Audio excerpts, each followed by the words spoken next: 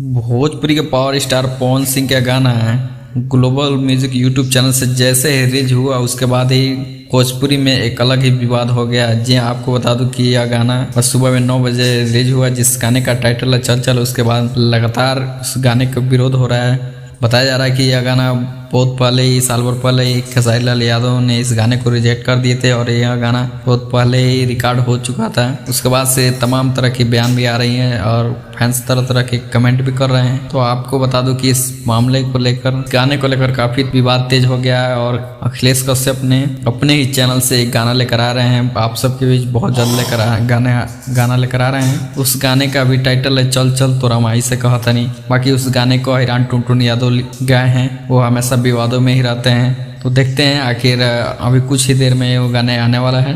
तो आप लोग इस गाने को लेकर आप क्या कहना चाहते हैं, आप लोग कमेंट बॉक्स में जरूर बताइएगा और ऐसी ही जानकारी के लिए चैनल को सब्सक्राइब जरूर करें। धन्यवाद।